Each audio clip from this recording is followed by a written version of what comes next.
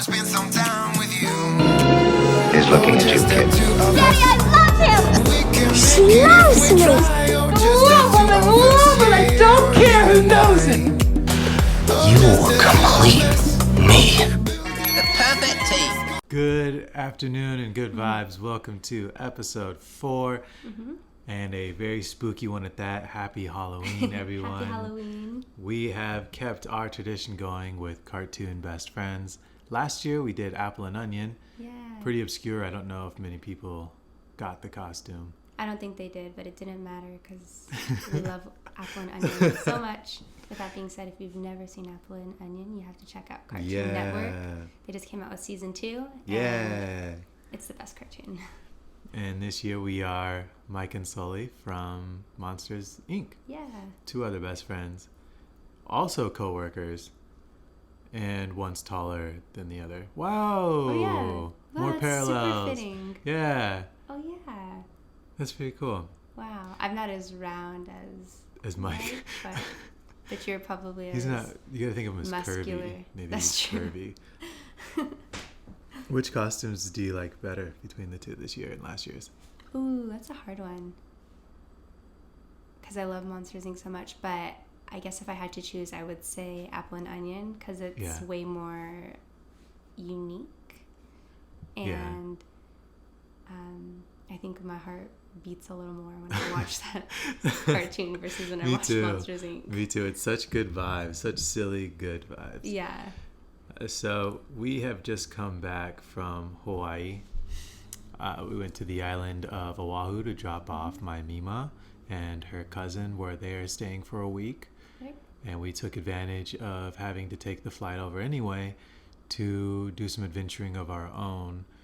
This is, I don't even know. How many times have we been to Hawaii together now? Hawaii or Oahu specifically? Hawaii as a whole. Oh. I'd say at least 10. At least in the double digits right now. Yeah, at least 10 times. Maybe, I'd say anywhere from 10 to 15. Yeah, that seems fair. Right. That seems about right. And of that, I think maybe 5 of those trips have been to Oahu. Yeah. Separately. Or together, sorry. Yeah. 5 at least together. And separately, I think we've been to Oahu a handful of times. And not to rain on anybody's parade, but that is our least favorite island. Yeah. For sure. Definitely. But that's kind of like picking the ugliest supermodel. I mean, it's still Hawaii. Right. But That's a good way of it's saying not it. quite for me, Kauai, and not quite for you, Maui. Right. Which we prefer because they're a little more laid back. There's a little more intimacy with nature. And the crowds are a bit smaller. Exactly. With that being said, though, we did find some adventures out there. We tend to try and find something to get into every time we go to make the trip worth it. Right. And I think that we do appreciate parts of the island when we're outside of the Waikiki area. Yeah, Waikiki is draining. Exactly. The whole it's amazing how small that is, but how long it takes to get around because of traffic and the congestion and the fact that it wasn't really meant for that many people. Right. And so they're just kind of having to do crazy adjustments, like adjusting lanes midway through the day. One part of the day you're going this way, and then the next thing you know they switch the line and then you're going that way on that same stretch of road. It's innovative, but it's also draining. Yeah, it feels like Los Angeles. Exactly. Yeah, in a much smaller square footage. This time the adventures we got into the climbing at the Makapu'u area and hiking Stairway to Heaven. Yes. If you are strictly here for the Stairway to Heaven beta, you can fast forward to this mini. I'll put the numbers in. As far as the climbing at Makapu'u, getting there, it's about a 20-mile drive or 35-minute drive from the airport, and then you subtract 5 from each of those if you're leaving from Waikiki. You'll park at the Makapu'u lookout parking lot. There is a 20-minute limit to be in the lot, so you should actually park just outside of it on the shoulder of the road. And then from there you hike it, you go as if you're gonna do the lookout, and then you'll see a concrete barrier. You just hop the barrier, take less than a quarter-mile hike up, and it is the most beautiful short approach I think we have Right. ever experienced. It's gorgeous. It's really hard to beat. The only one I can compare it to is Banff. But Banff is a longer hike to the back, where this is just this really short approach, and you step out of the car. It's a lookout for a reason. So you step out of the car, and you are right away just met with views of coastlines on both sides. And then as you're walking up, and we have managed to have late starts while we were out there, so we were there just in time for sunset. Yeah, we're learning, we're growing slowly but surely. But then you just take a quick hike up, and less than a quarter mile, you'll walk up onto the crag. The beautiful thing about the crag is kind of the variety that's there. You have variety in grade. It goes from 5.6 up to 10C. You have your option of sport, trad, or top rope. Trad too? I didn't realize that. I think there's 2 trad routes there. Oh, okay. One of which was, if you wanted to do we did frosted flakes, which was a 9-, and then there was a lot of the routes are just numbered, and then 8 is next to it. It's either 8 or 7. Regardless, those are both bolted, but the crack that's right there in the middle is a trad route if you wanted to make a trad, which is why I geeked so hard on the fact that we could do that dihedral with it being bolted, because it's really pretty rare to find a bolted dihedral like that. So it was pretty exciting for me. Yeah. And the protection for the sport and the top rope, they're glued bolts. The anchors are all pretty shared at the top for a handful of the routes. You can find a lot more of this information on Mountain Project to get more of the specifics. Our review on the crag, for me personally, the routes were very short, but that doesn't mean that it wasn't. Even for me, they were short. It wasn't enjoyable. It was still a really good time. Yeah, you can't complain with the amazing view behind you. And climbing in Hawaii is not known for its climbing. No. So it's something special to do. I agree. And I don't think you can criticize it too hard because you don't go to Hawaii all the time. Right. If you're going to Hawaii for a crag trip, you messed up. You go there for the surfing, the diving, the hiking. Right. You don't go there for climbing. It just happens to be one of those things where you take a passion that you really enjoy and a place that you really enjoy, and you just kind of let the GPA average out. Hawaii as a location as a whole is an A+ for me. The climbing on the island is a C, so it still averages to be a B+ in my book. But there are people that had harsher things to say about it on Mountain Project, but we enjoyed it. Yeah. I think we can enjoy anything with a beautiful view. And the amazing thing is, very true. And I think the amazing thing is, for as limited as the routes were, you had so many different styles of climbing. You had the crack climb, the dihedral climb. You had the tents are both overhung in multiple places along the routes. And we even saw people practicing rappelling. I'm assuming that they're going to go somewhere else to do that. I don't know, and there was even people who came as we were leaving, and they were going to do night climbing. And so they had their headlamps, and I've never done night climbing, and I don't know if I am particularly interested in that, but I thought, wow, that actually would be really cool because all the stars were out, and if you're skilled enough to night climb and you have lighting, then not a bad spot. The stars are out, and you're also right next to the lighthouse, which adds a little bit of an ambiance to it, because you get this big, bold whoosh of light, and then it goes away for a second, and it comes right back. And if you listen really carefully, there's a luau down there, then you can kind of hear some of the laughter and the music, at least on the hike down. It's kind of hard to hear it straight from the crag. But it's pretty cool, because if you wanted to make a day out of, it's the east side of the island, then you could, there's plenty of beaches along that side. There's that snorkel area. There's that Humua Point. Yeah, or Huma Bay. Huma Bay, yeah. Yeah, Huma Bay's got a killer snorkel. Right. You've got that really long stairway that goes Cocoa Stairs. Oh yeah, exactly. And then you also have Sandy Beach. Sandy Beach, and then there's the blowhole in that area. The blowhole. Roach Beach. Oh yeah, it's a Cockroach Cove. Cockroach Cove. Yeah, which is right next to the blowhole, and it's a cool little area to, what is it called when you throw yourself to the waves and you surf with the waves? Oh, body surfing. Body surfing. Body surfing. I was like, I don't know what that is. Yeah. So that you could definitely And find a then lot of stuff to do. And the crag, The lighthouse too. the lighthouse Yeah. hike, and there's plenty of beach there. Oh, and there's snorkeling there. Mm-hmm. So you could snorkel once you hike up to the lighthouse. Off to your right hand side, I believe there's some tide pools things to surf in, snorkel in. So that's it for the climbing that we got into. Yeah. For the big dog, the creme de la creme, the thing that you were so stoked to do that was Yes. supposedly on our couple's bucket list. I didn't know It about was it. on our couple's bucket list. But Stairway to Heaven.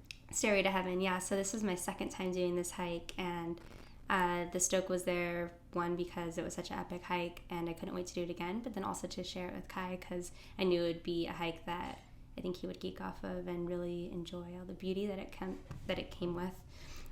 But so it is called the Stairway to Heaven, is what it's most known for, but it's also referred to as the Haiku Stairs. If you hike the Haiku Stairs, that's actually illegal, and it is there's guards that are at the front patrolling the area, and you can get $1,000 fine. So we don't recommend doing it that way. And there is the legal way, which is the way that we did it, also known as the back way. And so it's basically, I feel like it is known as a forbidden hike, but everybody seeks it because the views are amazing and you can see all sides of the island once you get to the top, if it's a clear day. And even if it's not a clear day, it's still an amazing experience. But we are going to break it down into things that you should know, getting there, parking, what you will need, and the duration of the hike, and then I guess our personal experience. But things that you should know is that, as I just mentioned, you can get $1,000 fine if you go the front way, so we recommend going the back way. There is also no service at the beginning of the hike, and I think there are probably moments of service throughout the hike, but just to be safe, be prepared that you will have no cell phone service. It is a long and strenuous hike, and the difficulty can vary depending on what weather you have. And then to add to that, the weather can change pretty quickly because it can be sunny, and then the higher that you get, you're in more clouds, and and then it just rains a ton in Hawaii. So the first time I did this hike, it was very cloudy the whole way through, and there was lots of rain, which means that there's lots of mud, and it makes the hike a little harder in that way. Because you said this is the second time you've done it, but this is actually specifically the second time you finished it. True. You've done it, started it 3 times, right? Right. And the very first time that I did it, when I actually did not complete it, I was with my best friend, and we were very unprepared, and we didn't really know what we were getting ourselves into, and so we didn't have enough water. We went with running shoes, which is definitely not recommended. Again, there was a lot of rain, and we got more than halfway, but there was so many clouds out that it got to the point where we couldn't see how much farther we had to go, and we felt like we had been hiking forever. I think at that point we must have been hiking for, 6+ hours. And so we made a choice to turn around and go back, just because at that point we felt unsafe and didn't want to risk anything. So the past 2 times, though, was a success. And when Kai and I did it, we had amazing weather. We were so blessed with the weather because it was super clear. We didn't get any rain.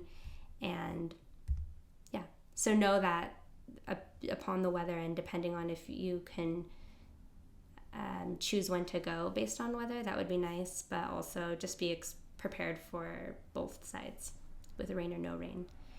And as far as getting there, you could just navigate to the Mauna Luau Valley Trail, and from Waikiki area, that was about 20 minutes. And you can also use an app called All Trails, which can help navigate you, and also you can look up several other hikes. It's a very useful app, and it'll have more details and instructions and directions.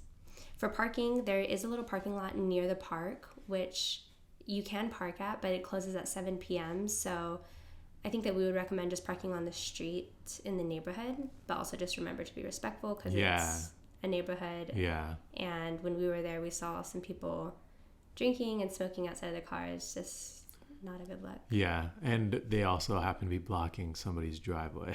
Yeah. When they got a little talking to from the local that lived there. Right. For obvious reasons. I mean, you're there to hike. You can park another block or two up the road. Yeah, exactly. Because that's, from what I understand, are people trying to close it from that side as well? I'm not yeah, I feel there's a lot of locals who are not about this hike because it intrudes into their neighborhoods. Yeah. And so, yeah, just do what you can to... Which is, you can tell by the park that you park at, the bathroom is so well kept. And to me, that's a reflection of how the people in the area feel about their neighborhood. Right. And to have it invaded by outsiders that are looking just to kind of crowd up the block, you can definitely understand where the frustration would come from for them. Right. Agreed. And with people just leaving trash behind and stuff like that. So that covers the parking. As far as what you will need, you definitely need hiking shoes or boots. And again, I said I have done it before in running shoes, and it did not go well. If it's slippery and you're just slipping and sliding all around on a steep, narrow ridge, it's scary. It's a great mental image, though. It's super scary. Don't do that. And also be prepared that your shoes are going to get dirty. I mean, just in case you do care. The mud and dirt and everything. We wore our La Sportivas, our hiking boots.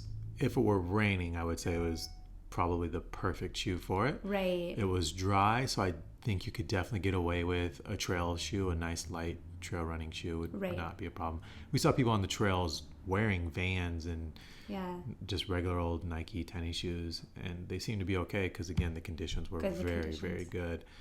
But in my opinion, that's a way that you could actually really get hurt if the weather wasn't good. And it is a dangerous hike. It can be done very easily if you're prepared, but you want to make sure that you are prepared for this hike, because there are people who have gotten hurt on it, and it's just better to dot your I's and cross your T's with this one, I say. With that being said, I would also recommend having crampons, light crampons that are specific to hiking, because whether you need them or not, it's better to just have them. But if it gets rainy and muddy, that will be very useful. Also, a light rain layer or a sweater, because the higher you get in elevation, the windier it gets. And once you get to the top, it's when you summit the mountain, it's very windy. A bladder for your backpack for water, if you have one, and if not, just be prepared. And I'd say we said about 1 liter is recommended of water. 1 to 1.5 liter per person would be ideal. We had a 3 liter and we split it between the two of us. And by the time we got back to the car, we were pretty much done with the bladder. Right. And it's always nice to have extra water too, because you might run into somebody who needs water. Light snacks. We didn't really... What'd you say? I said I'm not sharing. Oh, yeah. Well, you never know. I mean... No, you're right. She's a better person than me. Light snacks, we didn't really eat, and we were okay, I guess, but we were so hungry by the time we got down. Yeah. Protein bar or almonds or something. Yeah, we could have definitely... That hike was fueled off of licorice, Twix bars, a bag of peanuts, and she had 2 high chews, and then we took off. In hindsight, will we have brought snacks? Yes. Yeah. We made it just fine, but let's say a storm did kick up and we got stuck on the mountain. I would have eaten her, obviously, because I'm bigger. But it would just been a bummer. Would have been a bummer. I mean, there's lots of lilikoi. I was about to say that. I was going to say there is a lot of fresh fruit on the trails. Yeah. So if you care for lilikoi, would you say there was guava as well, and then strawberry plums. Guava. Yeah, strawberry guava and plums on the trail. Yeah. There was tons of lilikoi. I don't know if they were completely ripe, but I love lilikoi, and I wish I could have filled my backpack up with them. Gloves would also be recommended, because there are 3 different areas with rope. 2 of them are much longer than the first one, and the rope is super helpful, especially for your climb down. I think it's very helpful. But again, if it's raining and muddy and slippery, it's hard to grip the rope, or it could be hard to grip the rope. And how many feet would you say that rope is? The longer ones? The longer one, I would say, is probably 50 feet. Yeah, so it's it's quite a ways, and having a glove on would make it much easier. Yeah. Our last two recommendations would be a headlamp. I think it's always safe to have a headlamp with you because you don't know if your hike is going to end up being longer than expected. Kai's laughing because he always thinks that we'll be good, and we're like, let's not take the headlamp. And then we wish we had them. Yeah, we wish we had them. We're using our flashlights on yeah. But that seems to be our issue with climbing. Hiking wise, we tend to be pretty good with daylight, but climbing, I think we always just get a little overzealous. It's like, oh yeah, we'll just do one more climb. Sun's gone, and then I'm up at the anchors, cursing up a storm, trying to figure out how to get down. But it's all good. And then also, if you're doing the hike early in the morning, which also I think is a really good idea. I think the earlier you can get on the trail and up the mountain is going to be just benefit you better. And so the headlamp would be helpful because if you're starting before sunrise, then you can see where you're going, obviously, while you're hiking. Last thing is sunscreen because it's... everyone should use it too to prevent cancer. So those are what you will need, what we recommend. The duration of the hike is about 6 hours round trip. I think that's more so if you're not really taking any breaks and you're kind of just basically going up the mountain and down. I would give about 1 to 2 hours depending on what shape you're in, how many breaks you decide to take, and if you are spending time taking photos and videos. And then also how long you spend at the top of the summit. Do you want to say anything to that? No, no, just agreeing, because it took us about 8. Mm-hmm. Took us about 8, but we had the drone set up 4 or 5 different times, and we stopped for photos a lot. A ton, yeah. But also, if it's your first time hiking it, I mean, it's an amazing hike. It's so beautiful, and the views are crazy. So you want to account for time just to sit down and be in awe of how beautiful it is. And I think if you do it quite often, it's something that you can kind of just zip up and down if that's what you want to do. But it's an amazing hike, and there should be scheduled time just to be in awe with the beauty, I think. But yeah, give yourself plenty of time and start early. And round trip, 10 to 11 miles. I think online it says about 10.5 miles or so. We use Garmin watch, and it said that we were about 11 miles round trip. Yeah. And again, we kind of wandered a bit, but... Yeah, and we were setting up walking shots and stuff, so we might have walked back and forth on a ridge a couple times, but yeah. Right. And then the elevation was about 2,817 feet. Yeah. So... round that bad boy up to 3,000 feet. Yeah, 3,000 feet. And yeah, so the hike starts at the Mauna Loa Valley Trail, which once you arrive, you park, and then there is I think it's a brown fence, and then you just pass that brown fence, and that's where the trail begins, and you'll stay on that trail for about 2.5 miles. Another good way of marking your distance if you don't have a watch that is tracking your distance is the streams, because you pass streams, and we counted 17 streams on the way. So that could be... It's 16. You cross over the stream 16 times. It's the 17th is when you actually start. Is when you actually start. Yeah. Okay. Yeah, and it's this weird bridge. The first few are a bridge, and then this little valley next to it that drops down in the stream. And then it just becomes these flat out stream crossings. Right. And then finally you'll come to a sign that you... It's a brown sign on your left-hand side. Yeah. And I'll try to say it, but we'll post a photo of it. But it's the Kualana Ahane Trail. And that's the 17th crossing. And that's the 17th crossing. So once you approach that sign, that's awesome, because that's the beginning of the trail. Well, that's the beginning of the bottom of the ridge, right? Yeah. And so you cross the stream, and then you make a hard right. You do not want to go to the left, because that will put you on a different trail. So you stay hard to the right, and then that's when it begins, right? And yeah, I believe. Other than that, then the hike upward begins, and it's pretty strenuous, but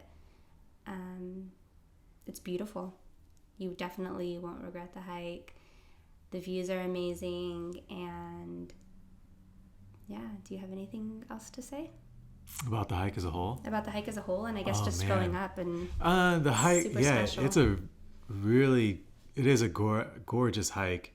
Breathtaking. You definitely earned the view. Right. Man. Did it live up to the hype of what I had? What? This is so hard. Okay, here's the difficult part for me. This is, and I hate saying this because I don't want to bum you out. Oh, it's fine. But truthfully, when I got to the top, my heart sank just a little bit because I didn't realize civilization was going to be right there. Oh. Because you do all this That's hiking true, on true. one side where it's just nature on all sides, and then you come up to the top and there's a highway and you can hear the highway. Oh, yeah. And you can see the military bases and all that, and you just, for me, it was just, oh, dang it. You know, because Yeah. if I'd have done it the other way, I'd be like, oh, whoa, like you'd hear the highway the entire time. You Right. get to the top and then there's just nothing but a massive valley. But the reverse of that was just a little sad.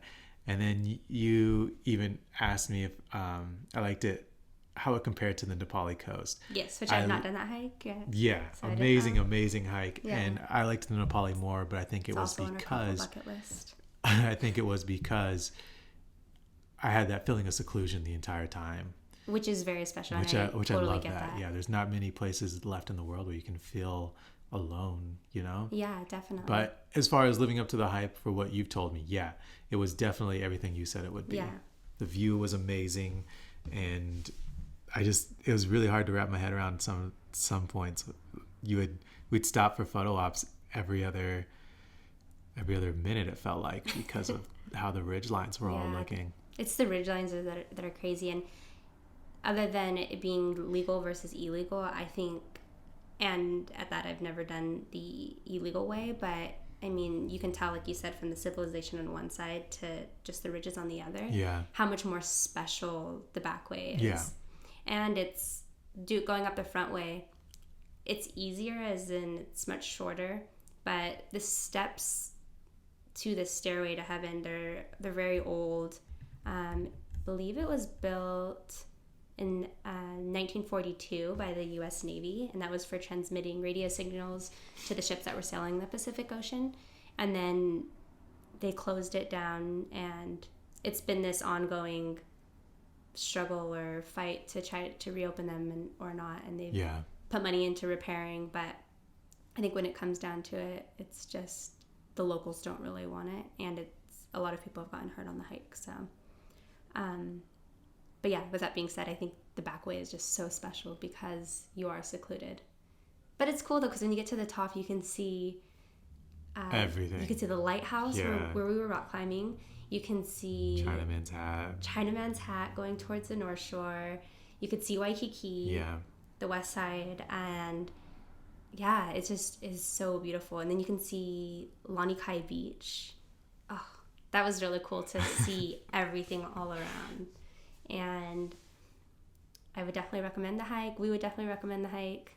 It's definitely something I think we would be down to do again. Yeah. But all right, that's it. And also, if you have any questions about the hike, feel free to write them in the comments. And we can also link down the 2 apps that we talked about, as well as maybe some supplies that we recommend. Yeah. Happy Halloween. Happy Halloween. Oh yeah, we use Deuter backpacks.